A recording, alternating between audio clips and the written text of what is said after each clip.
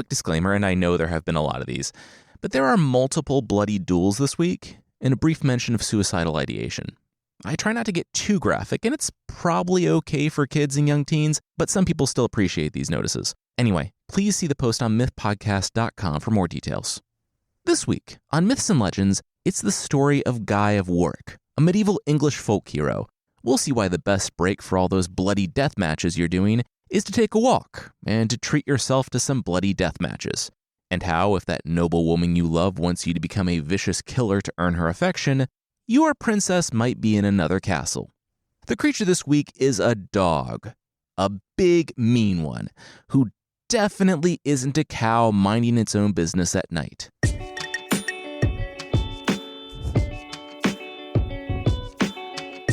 This is Myths and Legends, episode 417. Don't be that guy.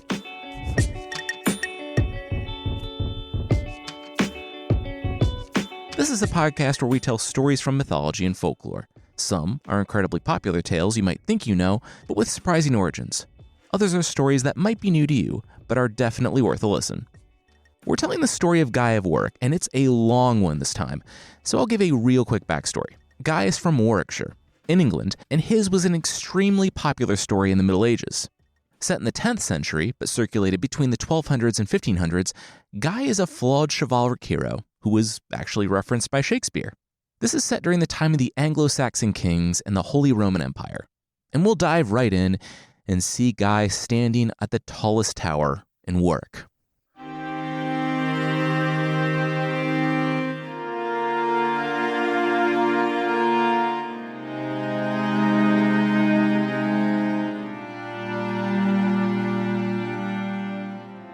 Tears streaked Guy's face as he teetered on the edge of the tall tower of Warwick Castle.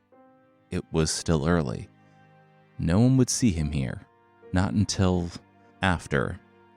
Not that it mattered. He was no one, she made that clear. He wasn't a lord, he wasn't a noble, not even a knight. He was the son of the steward, Seward, S-Y-W-A-R-D. If Seward never made a joke that he was born for the role of steward, he was missing out on some quality content. But he wasn't born into the role. Seward had been a normal man, born into a normal family, and he had worked his way into the role, taking opportunities when they arose and making them when they didn't. His son had bigger ambitions. Well, at least his heart did. Felice, the daughter of Earl Rohand of Warwick.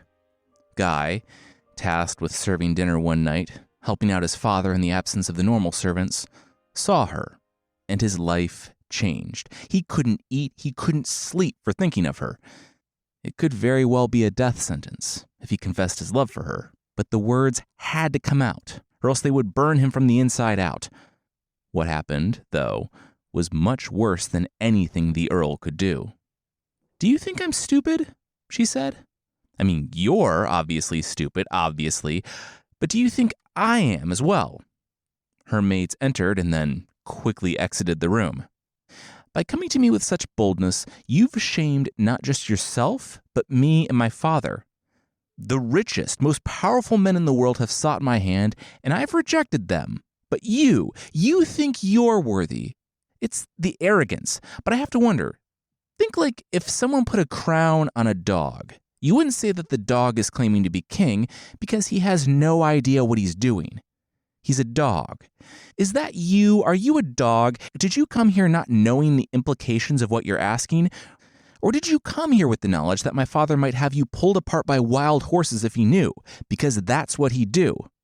She paused and then pinched the bridge of her nose. "Get out. Now. Never come here again like this." He sprinted off in tears.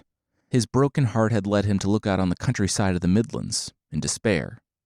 But no, he wouldn't. He stepped back from the edge. He would live, even if it was to be in pain. But now, he had a choice to make. He could leave, go make his own way, far from here, where even the castle's name reminded him of his sorrow. He could meet someone else, someone who would actually love him for him and not disregard him because of his station or his birth. Or he could do that same thing again, but this time show her his pain and make her feel really bad about it. You see, 2 of those are healthy options. As he ran toward the hall, it was clear that he had not chosen the healthy options.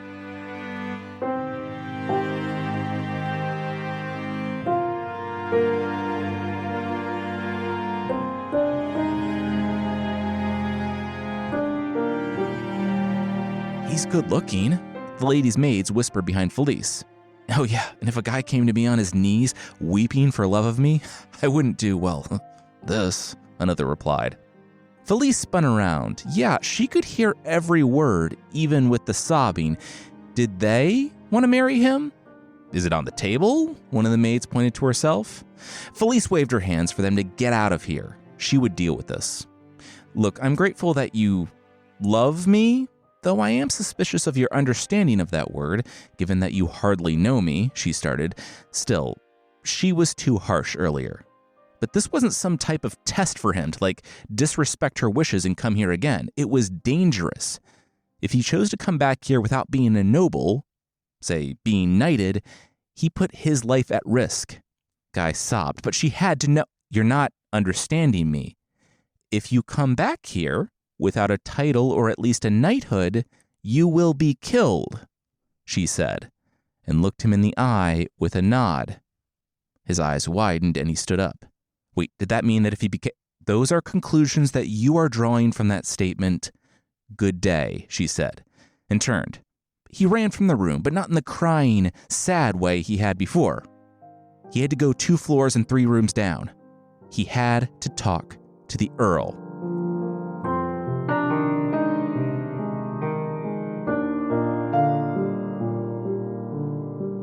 You want to be a knight?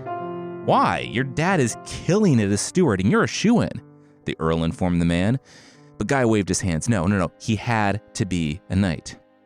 I know you've been really sad lately, Earl Rohan studied the man. Will this make you feel better? Yep. Then it's done. We're knighting on Sunday. Congratulations, Sir Guy, the Earl grinned, and was just happy to see the young man smile. Also, it was nice to have a young, healthy knight. With all their fighting and the terrible medical care in this time, those guys were always dying for this reason or that. Guy could barely sleep waiting for Sunday, and the sword had barely left his shoulders when he was back in Felice's presence. So, Sir Guy now, huh? Marry me? She giggled. Well, he was closer, definitely, but he hadn't done anything yet. A title was just words. She couldn't reject the King of France and then turn around and marry a recently minted knight with no feats or holdings to his name. Is there a King of France in this time? Guy cocked his head. Who knows? What I'm saying is you have to prove you're better. You have to prove you're worthy, and not just to me. Prove your honor so the whole land, the whole world knows. Guy stood. Okay, if that's what it took, he would do anything in order to win her. The anguish of not being with her was unbearable, and he would fight any monster. He took her hand, kissed it, and left the palace. Dad, I'm a knight, Guy raised his sword. Aw, his dad was so proud. I must now go beyond the sea to win renown and honor in foreign lands. Aw, his dad was so sad. His dad, though, did understand, and was just glad his son wasn't dying from a random, unknown malady anymore. Something had changed to give him renewed motivation and purpose, and Seward the steward was grateful for it. He gave Guy bags of gold, horses, and tasked 3 trusted friends. Slightly older knights, Herod, Tiri, and Uri, we'll see if they have the personality and are different enough to earn those silly names, well, he tasked them to go with him. Guy thanked his father and told the man to keep an eye on the road. He would return a knight of great renown. They went on to Somerset and sailed from the Bristol Channel around Cornwall before eventually making it to Normandy, France. There are stories where a young person endeavors to make it on their own and find their fortune in the world. Guy kind of already had a fortune, and not just at home, but honest person, and he wasn't shy about using it. You get into port with a few Sir Jorah Mormont knights at your side, and you start throwing coins around, and you're probably going to end up in the mansion of the more wealthy and connected men in the city. It's just how the world works. Another element to how this particular world works is young men charging at each other with weapons for entertainment and or glory in a time of, once again, subpar medical care. The Emperor of Germany's daughter had called a grand tournament. Guy sat back at the table. The whole continent was assembling to determine who was the best knight? Huh. Okay. And get this, the winner gets a falcon. The merchant put his hands to his head and did the whole mind-blown thing. It was as pale as a swan. Also, a horse said to be worth more than an entire kingdom by people who price horses and also kingdoms, I guess. And 2 greyhounds, not 1. What are you going to do with 1 greyhound? It'll get sad. She's thought about this. Oh, and you can marry her if you don't have a lady that's fairer, and trust me, from what I've heard, you don't. The merchant grinned before noticing his wife sitting next to him. Which is a disgusting way to put that. No interest in that last part for him. He scowled and then smiled at his wife, who was getting real tired of hearing this same conversation every night. Guy agreed on the last part at least. His heart was taken. And the pet store on offer didn't do much for him either. But the glory, well, he wouldn't pass on that. Where was this tournament? Well, it's put on by the Emperor of Germany, so probably Germany. That would be my assumption, the host shrugged.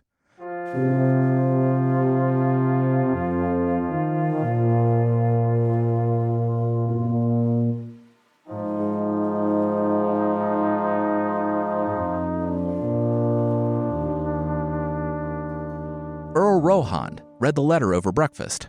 Wow! Guy was doing pretty well for himself on the continent. He beat not just all of the knights in the tournament, but the Emperor's cousin, Duke Otis. And the Emperor himself, but Guy was so valiant that the Emperor wasn't even mad. And just goes on about how awesome he was. He got, 3 greyhounds, a nice horse, and a falcon? So cool, he won the tournament in Germany. What's a Germany? Probably the Holy Roman Empire, the advisor shrugged. That sounded more period appropriate. Well, whatever it was, it sounds like Guy's fame had spread so far. I mean, it made it to Warwick. So even a good chunk of Britain knows about him now, Rohan marveled. And he was Earl Rohan's knight. Wow, what a guy. And his advisor pointed, fun times. Rohan arched his eyebrows. And he's getting married. This caught Felice's attention, sitting at the table and listening to the news of the day. Married. Well, I would assume so, the Earl pointed to the letter. It says here he won the heart of Blanche Fleur, the Princess of Germany. Holy Rome? Holy Roman Empire, the advisor said again. Yeah, the Earl continued. Said she was part of a prize for winning the tournament. Quote, unless I have a fairer lady that loves me. End quote. That's weird. There's some stage directions here next. It just says, Earl looks mournfully at Felice. The Earl shrugged and looked mournfully at Felice. Huh, weird. Felice rolled her eyes and left the room.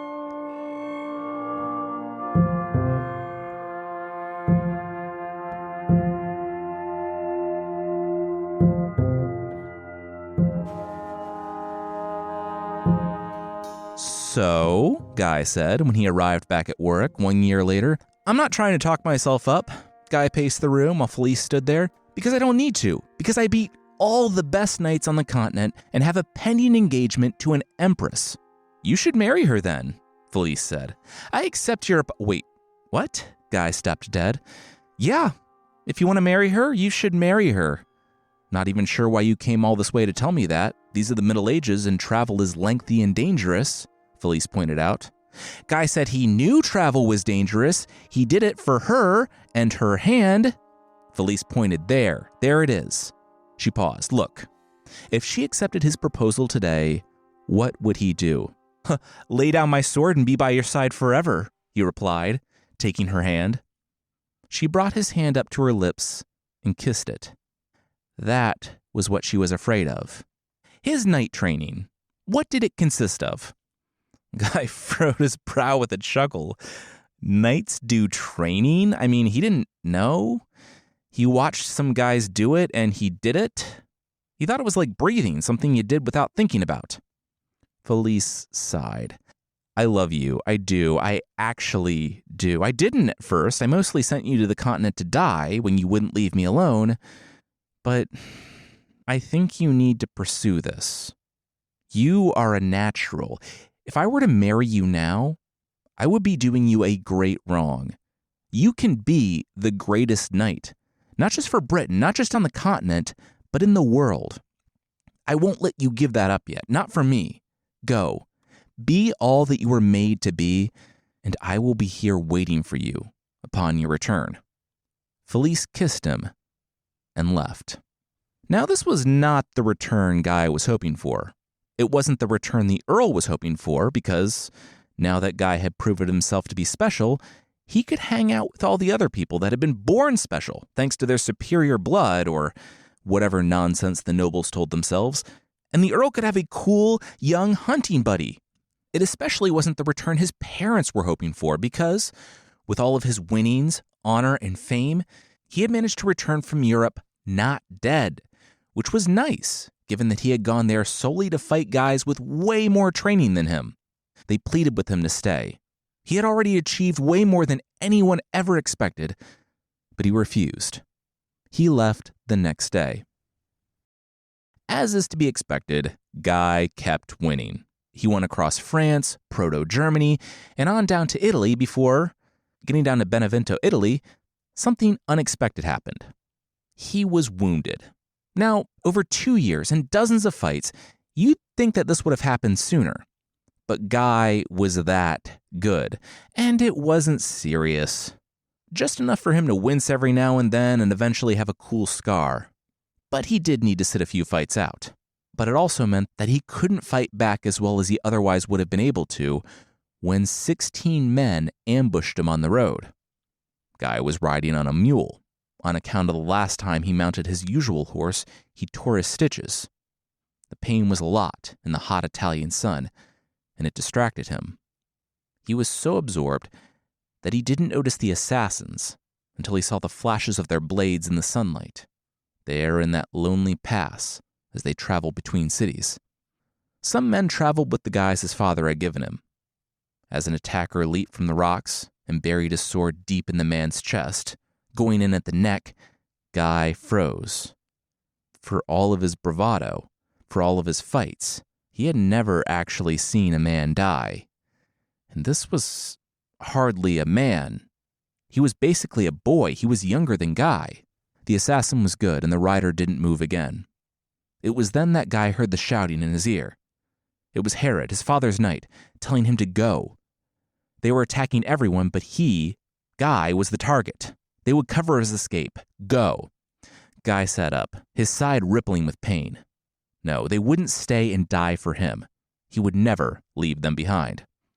Herod nodded and threw Guy his sword. Guy, Herod, Tiri, and Uri looked at the half-dozen attackers closing in on them, as well as the ones jumping from the trees and rocks, and they readied themselves for the fight.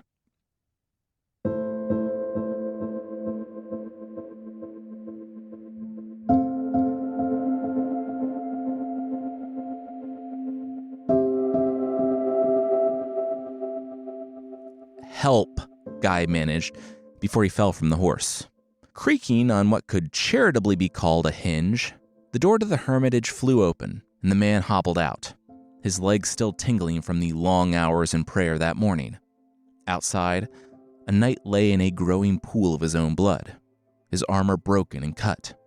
Behind his magnificent horse, peppered with the crimson spray of the fight it had just seen, it dragged a bloody blanket.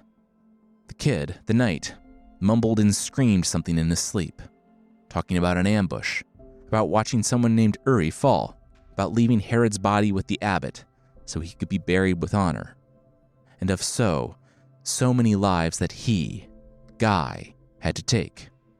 He cursed the name of some woman, Felice, that so many should die and that her love should cost him his soul. Guy recovered under the skilled hands of the hermit and left the man his horse. Soon winning another one, he continued fighting but did so without joy. This was play acting, a silly pantomime of the real thing, and the real thing was horrific. Yet, He had begun down this path, not knowing where it led, and his friends and mentor having sacrificed everything for him, he didn't know what else to do. This was who he was. This was what he was. So he did it. He won everything. He did it without fanfare, without celebration. Combat was his vocation, and he went to work. This didn't change when he actually found Herod, sitting by the sea, a pilgrim in cloth, praying for his long-dead charge, Sir Guy of Warwick. The abbot the half-dead, half-mad Guy had left him with that day was a better doctor than the half-dead, half-mad 20-something, and saw that the man was actually alive, nursing him back to health. It was nice to have Herod, but not even the old knight could pierce the armor Guy now wore. They returned to Britain, but not for long. In an inn in London, they found a pilgrim from the lands of the emperor, in Germany, who told of a war. The Holy Roman Emperor was besieging a town in southwestern France. Well, besieging was a nice way to put it. That implied two equal forces meeting in an agreed-upon battle. In reality, it was 100 knights surrounding an unwalled town, taking any defense as provocation for violence. They killed the knights of that region and were running down any people trying to go in or out of Rançon, all because the duke of the region accidentally killed the emperor's cousin in a joust. It was going to be a massacre. Guy thought about it. Maybe there could be more to this life, where he fought and killed for his own glory and honor. The emperor was going to massacre a city if Guy didn't come to its aid. Maybe he could use his power to protect the weak against bullies and predators.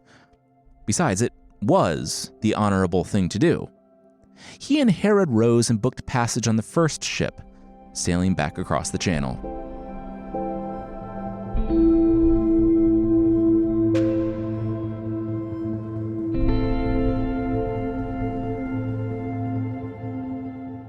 We'll see how Guy fights an empire, but that will be right after this. Here in the Midwest in the United States, it's finally fall, and I am happy for temps to be consistently below 90 Fahrenheit. As you know, I'm a jacket guy and a sweater guy, and Quince has like pages of both. I love the organic cotton short sleeve shirt I got from them for the summer, and throw an Australian merino wool half-zip sweater over it, or an Italian suede trucker jacket, and it is a whole new look.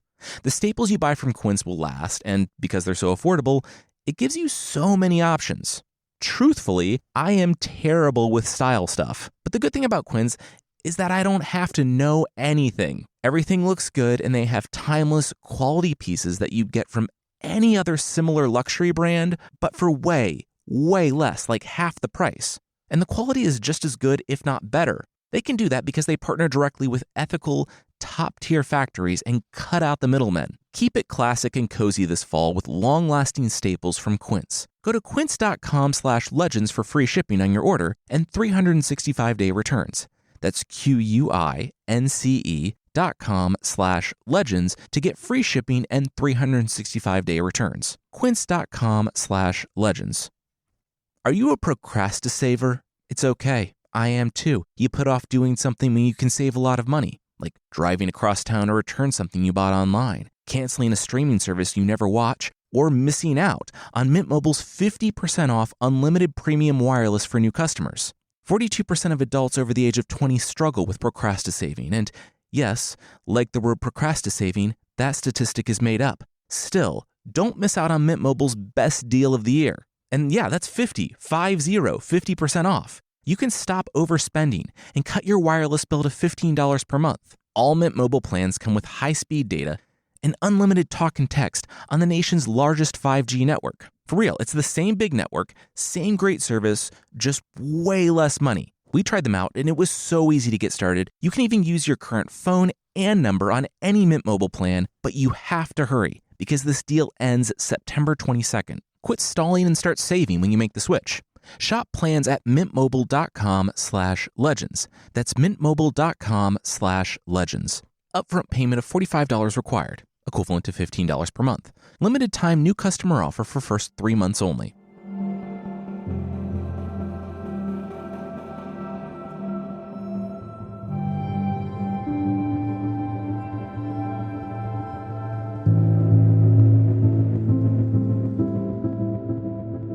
As Guy rode east, more and more knights flocked to his cause, and by the time they reached Rançon, they had a formidable force.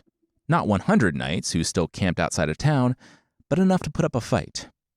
And it might sound arrogant that Guy thought he could turn the tide of battle, but truly, if he hadn't showed up, all of those people would have been dead.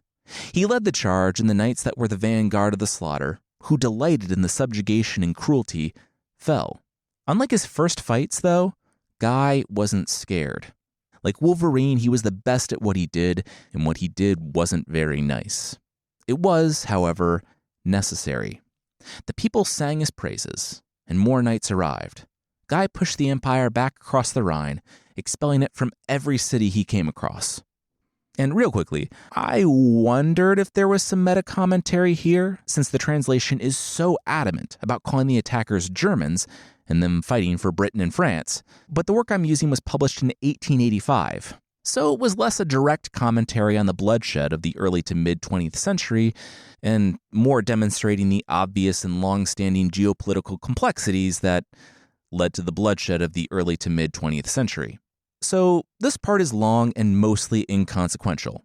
Basically, Guy knew they wouldn't win by fighting. They were like ants, and an ant bite to the emperor was nothing. But if one of those ants can do a little more damage and say, "Take your son hostage," you take notice, which was exactly what happened. Whether by skill or luck, Guy of Warwick captured baron after baron, and when he managed to get the emperor's son, he earned the man's attention and ire. The emperor rolled in from the east with 500 knights, and Guy knew his defenses would not hold. But they didn't need to. Next morning, after Mass, the offending duke staggered out from the city, wearing a rough cloth and a rope around his neck, presumably a symbol of penance, begging the emperor's forgiveness and opening up the town to him. And the emperor marched in. Because there were so many nobles in attendance now, and the emperor didn't actually like massacring his own people, it was a peaceful occupation. The emperor convened a court, and everyone, all the captured knights and barons, talked about what stand-up guys Guy, Herod, and the Duke were. What truly did it was the son essentially saying he would never speak to his father again if the man punished the Duke, because Guy was so awesome. So the Duke was forgiven. Realizing, though, that there was a major issue on the western edge of his empire, the Duke was not only pardoned, but promoted.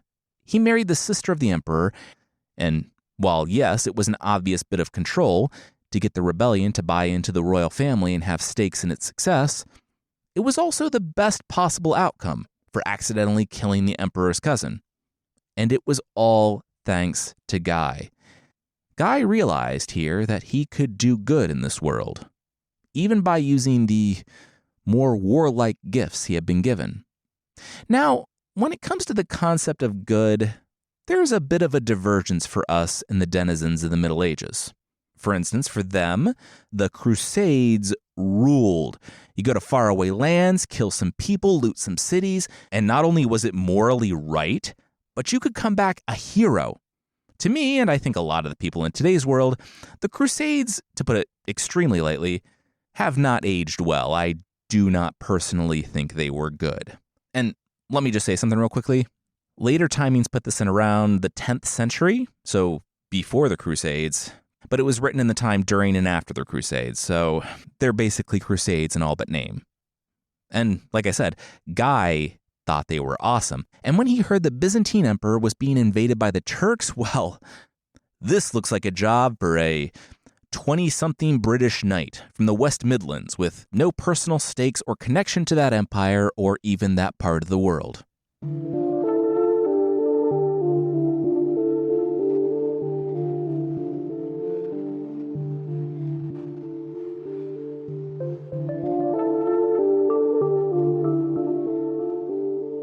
Years later, Felice opened up her door to see him, Sir Guy. That awkward kid who loved her relentlessly when she was little more than a kid herself. He had returned. "Hi," he said, and took her hand. He was a man now. Towering over her, she found that, far from the harsh dismissal when they were younger, she couldn't even speak. Her heart fluttered. She heard about his exploits in the Crusades, how even upon returning to Britain, he slew a dragon in the north for the king. Now, he was back. I have been offered the hands of princesses and empresses, but, as promised, I have returned for you, Guy said, and kissed her hand. She still could barely say a word. Yes, she would marry him. Unless she had him for a husband, she would take no other, not for all the wealth in the world. Guy smiled, and they went to go tell her father. The Earl loved it. He had known Guy was special, just like he knew Seward the Steward was special. He had ended up promoting the man beyond steward, raising him to lord, giving him holdings, and he was an honorable man, and a faithful servant to the end. Guy pursed his lips and nodded. The Earl then said he would be glad for Sir Guy to join his family. Sir Guy and Lady Felice's wedding celebrations lasted for 15 days. And though he smiled to the crowds, Lady Felice could see that something was different about him. At night in bed, he would lay there and stare at nothing, and shudder in his dreams when he could sleep. She found him one evening, collapsed on the stairs to their room, his body convulsing with sobs. The servants got Sir Guy into their room, and she gave him some wine to sip. Calmer, he explained. He thought it would be different, coming back, getting everything he ever wanted. He thought he could leave it over there. Leave what? All of it, all of them. The looks in their eyes as they died by my sword. The spray of blood from yet another friend dying in yet another ambush. The feeling of having to put a spear through your horse so he doesn't slowly starve after collapsing in the desert. All of it. I've killed so many. I've done so much that I am lost. I've heard what you did. You saved towns. You stood up to an empire. Felice had followed along from afar. I did it for glory, for honor, for you. Guy met her eyes for a moment, before looking back to the floor. Even the good things were done for selfish reasons. I'm leaving. I can't stay here. Guy looked to her. She could see the pain in his eyes, but she still didn't understand. It's not fair that he should live in wealth and luxury when all those men had died. I need to walk barefoot for the rest of my days. I need to live my life in penance for everything that I've done. What I've wronged with this body, I shall pay with this body. Guy looked back to the floor. You're powerful, you're rich. Give your money away. Build churches and abbeys to pray for your soul, Felice pleaded. But Guy said that it wasn't enough. Not for what he had done. It would never be enough. He fell asleep in her arms, there on the floor.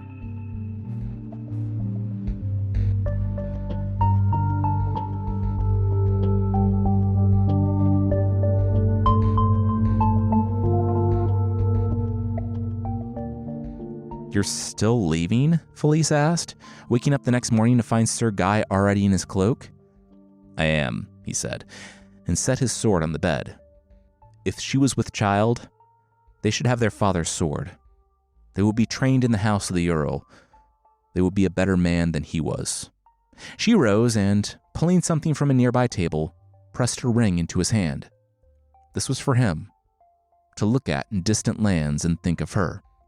He nodded, and though it didn't fit, he put it on a necklace. He looked at her once more and left the castle. The Earl didn't believe he was gone. No one did.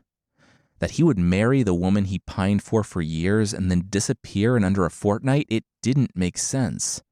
They sent messengers first around Britain, then abroad, but they returned with nothing. Even Herod, Guy's faithful companion, traveled to Greece and then the Middle East, but found nothing. Sir Guy had disappeared.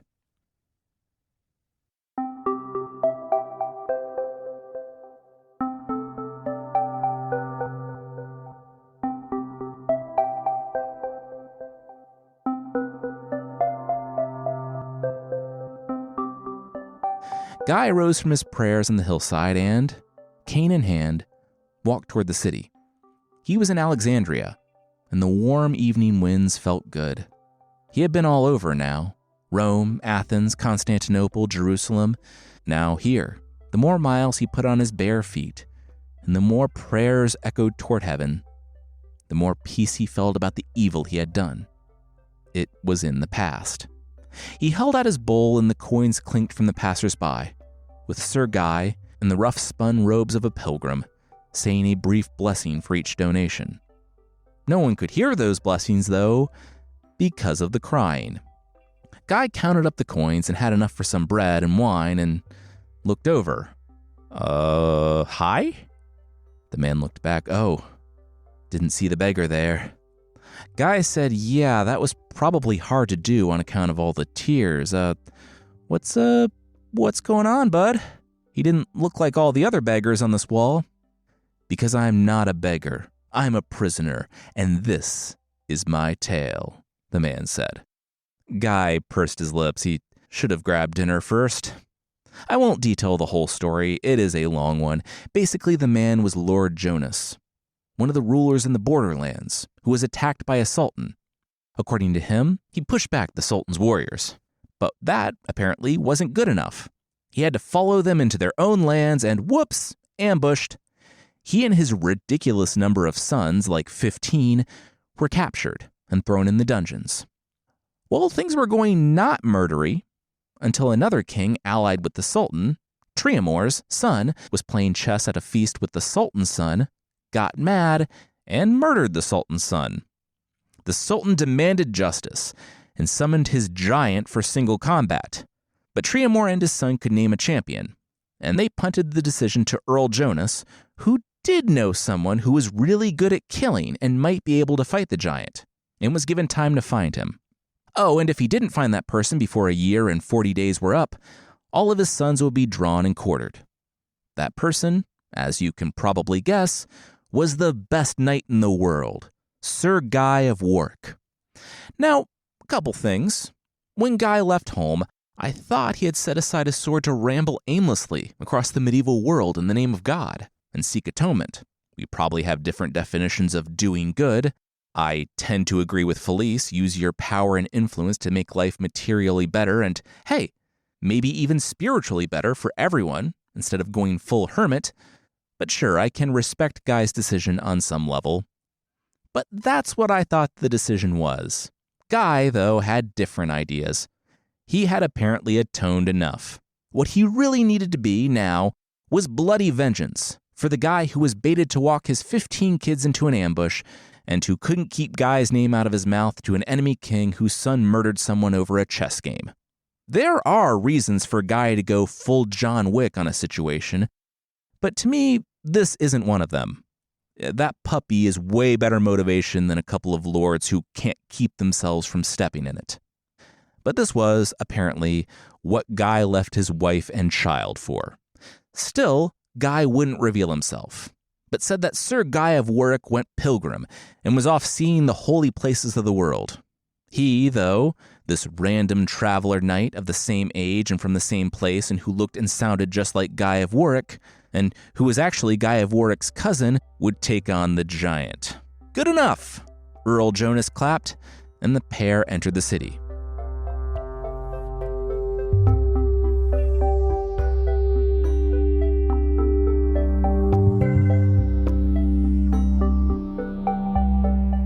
We'll see what crafty pseudonym Guy chooses, and see a callback to one of our favorite Greek murder machines, but that will, once again, be right after this.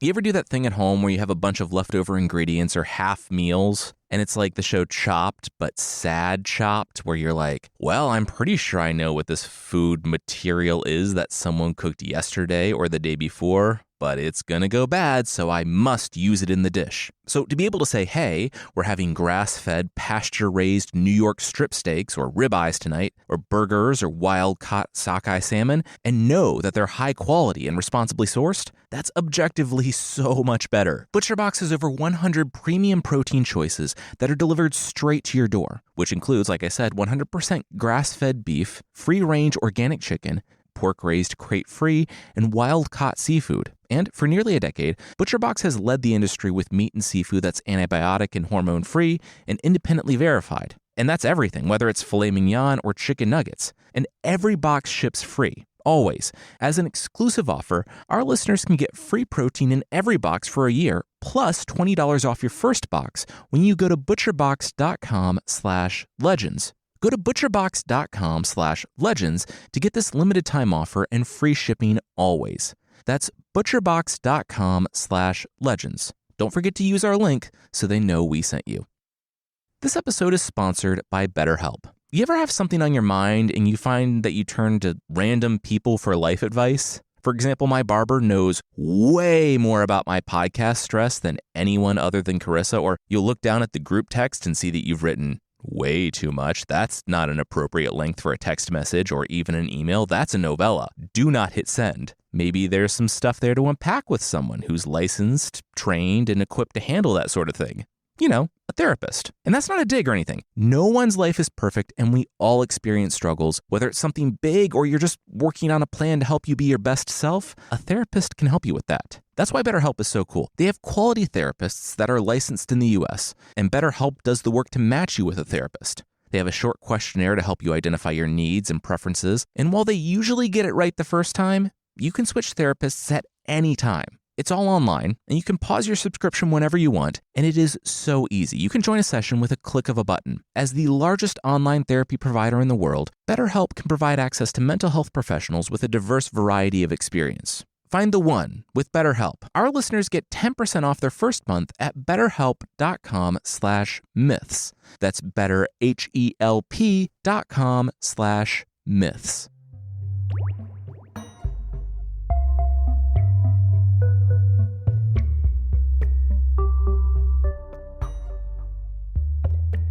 "What's your name, Sir Knight?"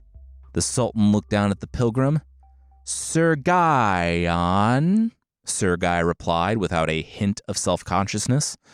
Sidebar, I struggle to pronounce words in my own version of English, so it's very possible the name, spelled Guion, could be Yuan. Guy was not reluctant at all. I guess he did it. He found absolution by wandering around a bit without shoes on and praying a bunch. No judgment. Well, a little bit of judgment. Actually, kind of a lot of judgment because he left his wife and child at home and now he's going to do the exact thing he needed to leave them to repent about. And this was before the actual good stuff that would come of it. It wasn't just the 15 sons and Earl Jonas that would be released, but King Triamore would use all of his political muscle gained from Guy beating the Sultan's giant champion to ensure not only that every single warrior from the West was released from every dungeon after being held captive during the crusades that weren't the actual crusades, but he would go one step further, ensuring the safe passage of Christians across Muslim lands. You know, I'm not saying that a human life is worth peace in the end of a centuries-long conflict, but the giant is a warrior literally begging to fight to the death, and there are worse versions of the trolley problem. And the only one with any hang-ups about this was Guy, when he had to stay home with his wife. Now that he's back on the field, he's apparently itching to get back to killing. Guy was washed and everyone marveled about how beautiful he was, and how much he looked like Guy of Warwick, but his name is Guyon of Warwick, so he can't be the same guy. King Triamore had two things, Alexander the Great's helmet and the sword Hector used in the Trojan War.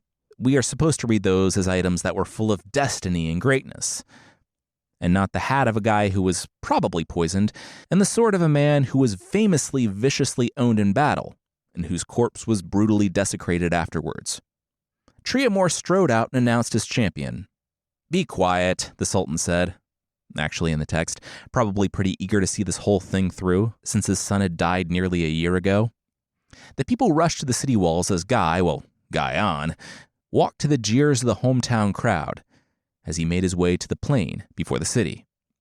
The man was massive. No one could survive one blow from this giant, let alone the entire fight. Amarant, the giant, was said to be so big 12 men couldn't take him on. The servants put up a fence around the field, all the way to the river, and the battle began. They started by jousting. They were on horseback, and Guy managed to survive the initial attack and place his own lance such that both of the weapons exploded in splinters. Even though he felt like he had just been dropped from one of the towers in Warwick, he was still alive. Both men then drew their swords. Guy got a few good slices in, and blood streamed from Amarant's sides, but the giant was not messing around. The sword came down hard on Guy's helmet and nearly cut through it. Guy woke up seconds later on the ground, watching his horse, the king's horse he had borrowed, not his cool prize horse from the beginning, run from the arena. He struggled to his feet and saw Amarant rounding the other side of the arena. Guy was dazed, injured, and going up against a literal giant riding, probably a similarly big horse. He was dead.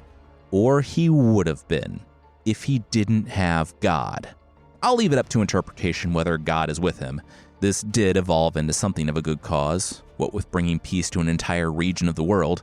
That being said, it wasn't that way when Guy agreed to help. And he was pretty committed to doing exactly not this forever when he left his wife, who, yes, was dealing with suicidal ideation after his desertion. It is in the text. Not many prayers end with the beheading of a horse, one hopes, but Guy's did. He prayed for God to be with him, stepped deftly in front of the horse at the last minute, and Hector's sword did the rest of the work. The horse head went one way, and the giant crashed and rolled with the rest of the body. Guy had evened the odds. Before Amarant could even hope to recover, Guy was on him, slashing at his face with Hector's sword. Sidebar, Amarant had the sword of Hercules, which, no, Hercules was not famous for his sword, he was famous for his club, but like George Costanza driving around in John Voight's car, it was, I guess, something to brag about. Guy wailed on Amarant's helmet until it broke, and he caught the giant from the nose guard to the aventail. And while I'm certain all of you are experts in medieval armor, I am not, and I had to look that up.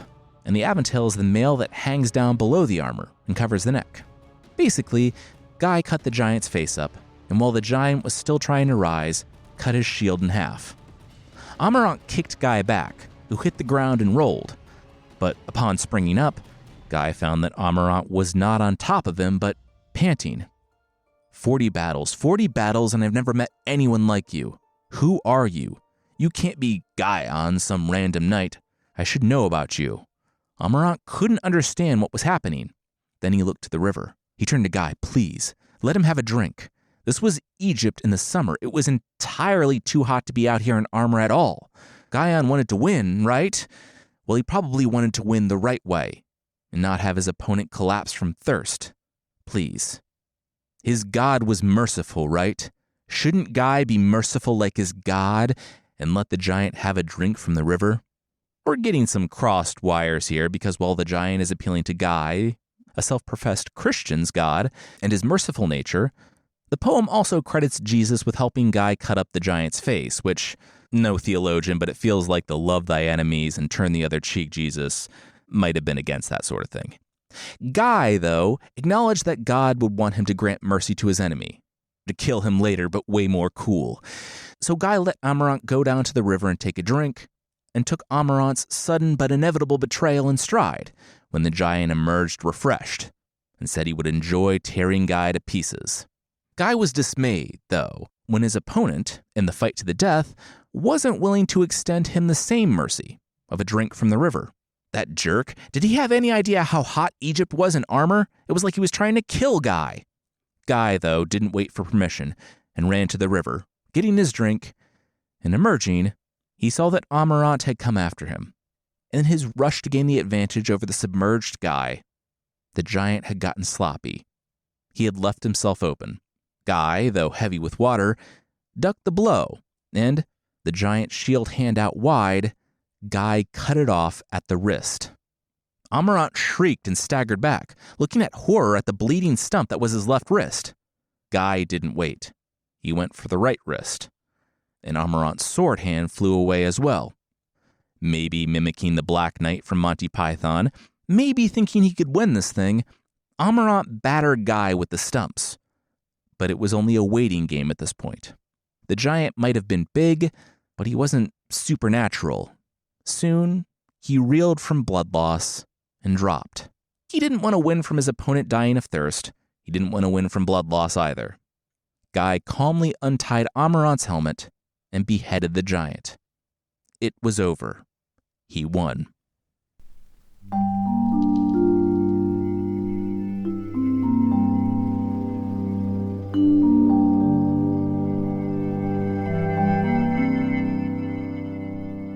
After being offered an earldom and turning it down and also bringing peace to the Middle East, Guy rambled on. One brutal fight and he was back to his wandering, repenting self. Until he saw Tiri. Tiri, his father's knight, who he thought had died in that attack years ago, was alive.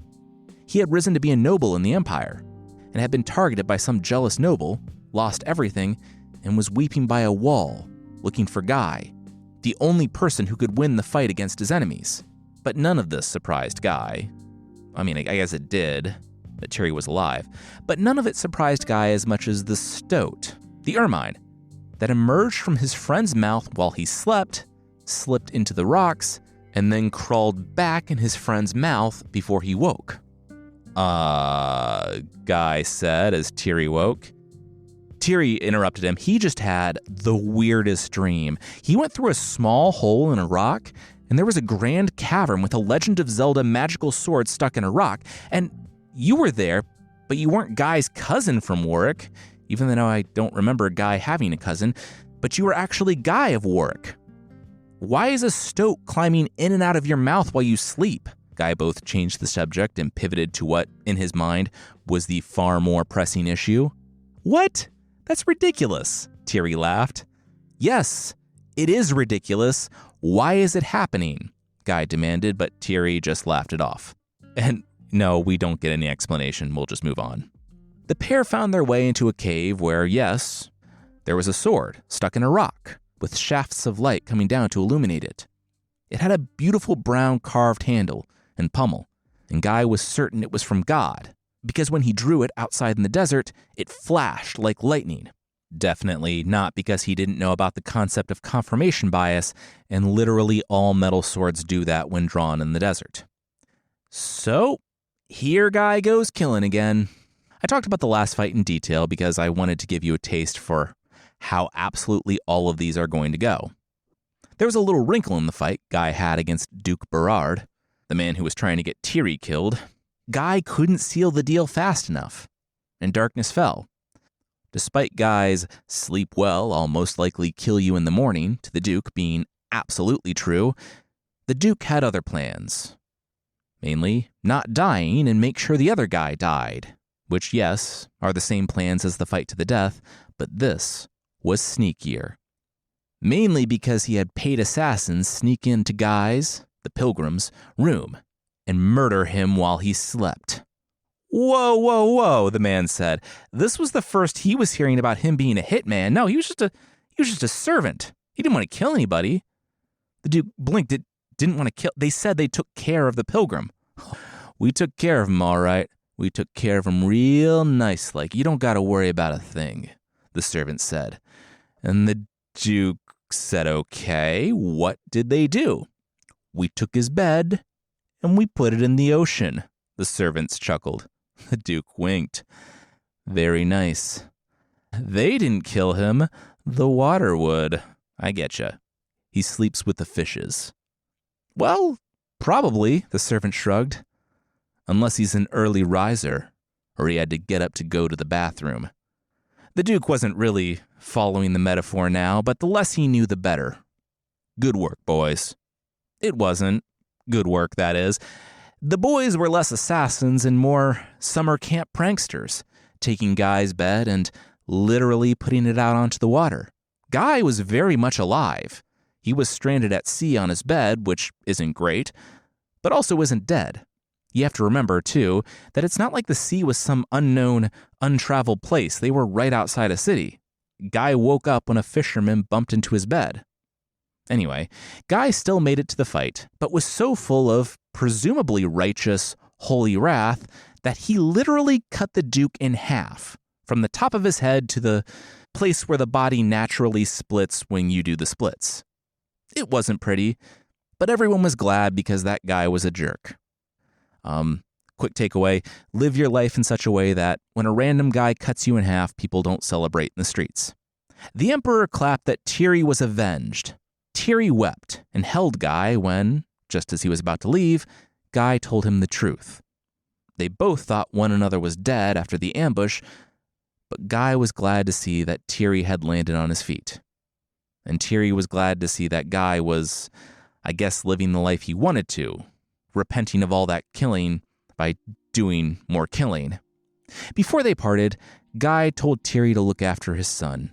He would have to be a boy now, but he would be a knight soon, despite him surviving to adulthood being a literal 50-50 chance in the medieval world.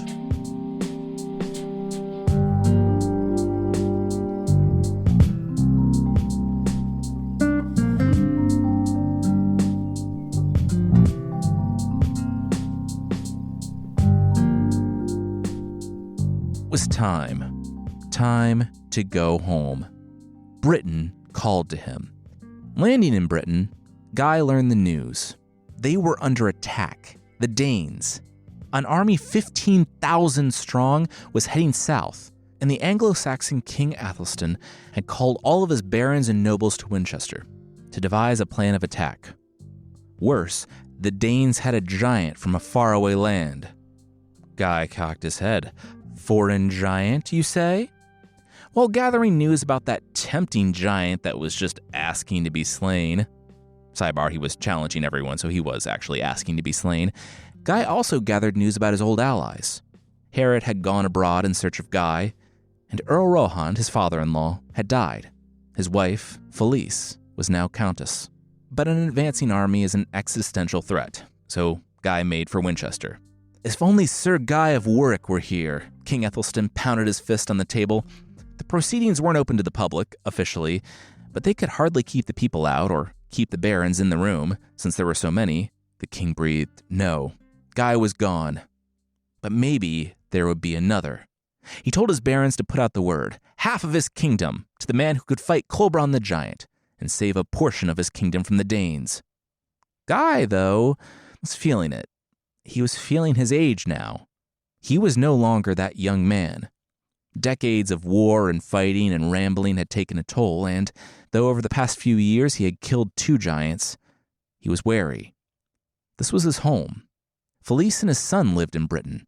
If he wasn't supposed to fight Kolbrand, it would cost them everything. So he sat by the wall of Winchester, knowing that if he was supposed to fight, God would give him a sign. And when the King of England comes out of the city and bows down to a pilgrim beggar, that's a sign. He apparently had a dream that the pilgrim outside would save them all and keep England free forever. Everyone had their doubts that this random pilgrim beggar, who looked a lot like Guy of Warwick, could save them, but when he was outfitted with a steel hauberk, golden gem-studded helmet, a war horse, and a shield with baby Jesus on it, yes, really, he looked every bit the knight that could save them all. Guy said his prayers and rode out onto the field. The kings had just finished their oaths. The King of Denmark agreed to leave forever if he was defeated, and Athelstan agreed to hand over England to the Danes if this random pilgrim that looked like Guy of Warwick lost. Then Kolbron lumbered out onto the field. He was massive. No horse could even hold him. He wore black splint armor, carried an axe, spear, and a type of polearm, and is described as foul and loathsome. Okay, so we've done this twice, and this is a long episode, so I'm just going to cut to the chase. Or cut to the battle where Kolbron cut Guy's horse in half hot dog style, and Guy rolled onto the ground. He cut Guy's shield in half, hacked his armor to pieces, stripped him of all his weapons, and begged Guy to yield. He could make peace with the King of the Danes and live. But Guy refused. Offering no explanation, he tightened what was left of his armor and said the 10th century Old English equivalent of, "I can do this all day." He couldn't, and he was about to die, but props to him for sticking it out. Kolbrun laughed as Guy charged him with just his fists, but stopped laughing when he lost Guy. Guy had, apparently, slipped in between his legs and was running behind him. He was going for Kolbrun's weapons. Kolbrun was a giant, but the guys looking after his weapons were very susceptible to a Spartan kick to the chest. One of them was. The other was susceptible to the thought of a Spartan kick and left the weapons unguarded. Guy picked up one of the large axes just as Kolbrun charged, and the next instant, Kolbrun's right arm was on the ground. This made the giant angry, but he was still going to continue fighting. He just needed to pry his sword from his own grip with his left hand, But Guy was not going to wait for that to happen. While Colbrond knelt, Guy cut off his head. The battle was over. England was saved from conquerors forever. Or at least 130 years until William the Conqueror showed up.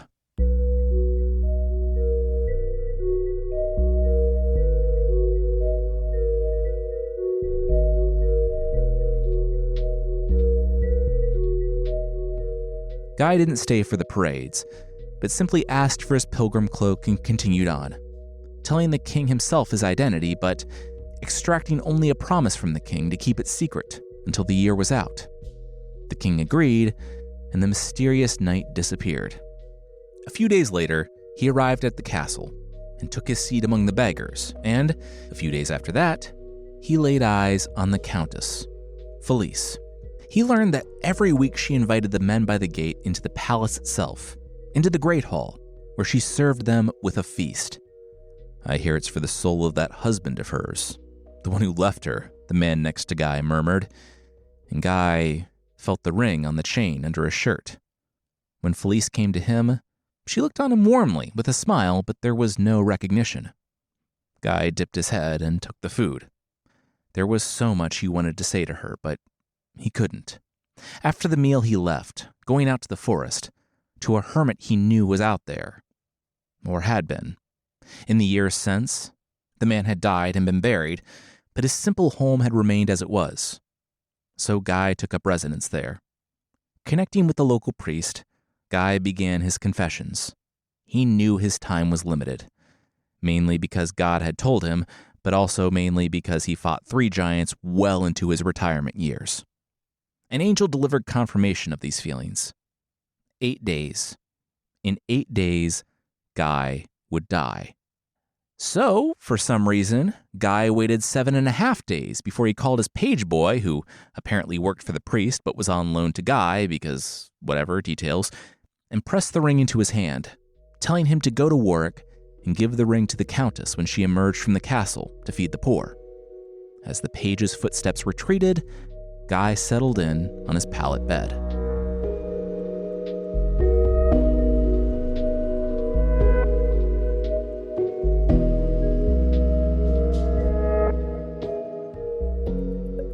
Felice wept.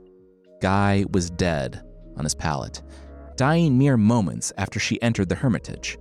After all these years of anxiety and heartbreak, she was able to say goodbye, but that was really it. Yeah, okay, real quickly. Sorry to take us out of this moment, but there is no moment. Look, I'm not saying if an angel gives you 8 days to get your affairs in order, and you're within walking distance of your estranged wife and the son you've never met, and you can resolve things, but you choose to wait until you're literally dying to call her so that she walks in as your soul, quote, is leaving your body. I'm not saying that it's a choice so that you can only say goodbye and not address anything that you've done or any baggage that you've had, but it feels like a choice. And I'm definitely reading too much into this, but maybe Guy felt like Felice's insistence that he become the greatest warrior turned him into a monster. Okay, resolve that. His faith, when not about stabbing guys, was about forgiveness. Work it out. Anyway, whether she was so distraught that Guy was gone, or because she had been holding on to the pain for so long that letting go undid her, Felice didn't leave his side and died 15 days later. Guy's final wish, according to the priest, was that he be buried on that spot and never removed. And he was. Until he was removed when Thierry contacted the king and requested that Guy's body be moved to Lorraine, in northeast France, where Thierry built an abbey. And the story tells us that people sing for Guy's soul until doomsday. Or sometime between the 10th century and now, because I can't seem to find any evidence of this abbey's existence. The end.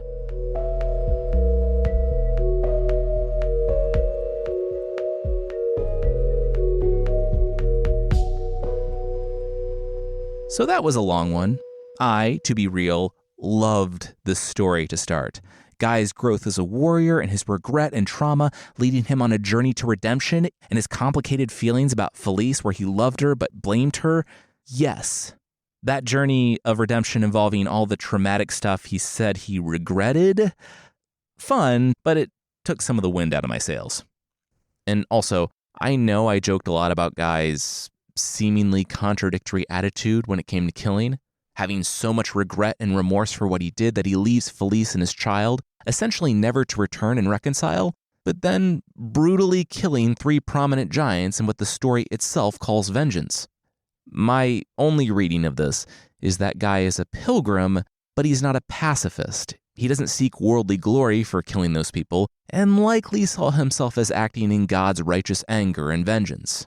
I would call it a slippery slope, but when you're killing people in what you decree to be God's vengeance, in my opinion, you're already at the bottom of the slope. This is, of course, one version of the legend. Maybe I missed the dun cow, but that might have entered it at a different place in time. As far as I can tell, this is sort of like the canonical version of the legend. Anyway, I posted the versions I used in the show notes. Next time, we're hopping across the channel for some French fairy tales, and you'll see why you should never kick a toad. And not just because it's a mean thing to do, but because it's actually an evil demon and it will be way more trouble than it's worth.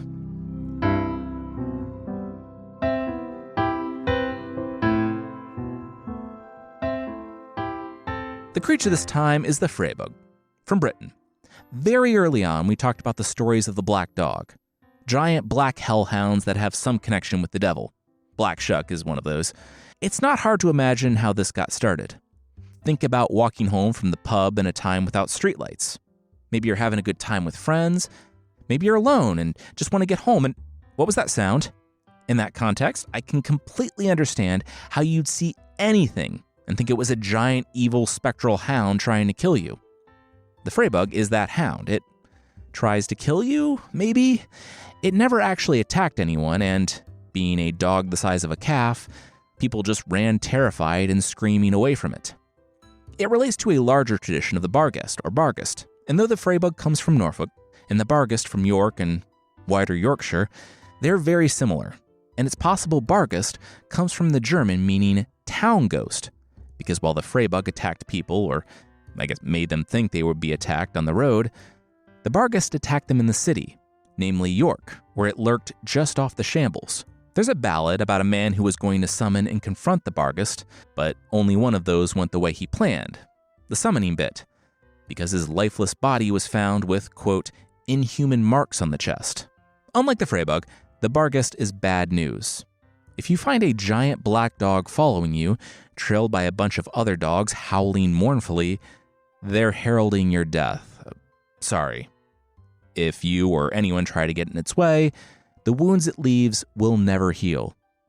For takeaways for this one, when you're being followed by a dog funeral procession, led by a big one with glowing red eyes, something has already gone very wrong in your life. I'm sorry.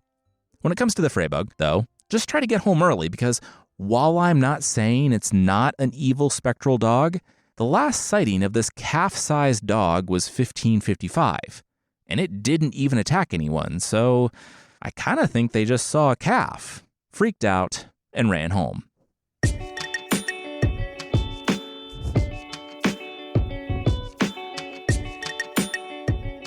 That's it for this time. Myths and Legends is by Jason and Carissa Weiser. Our theme song is by Broke for Free, and the Creature of the Week music is by Steve Combs. There are links to even more of the music we used in the show notes.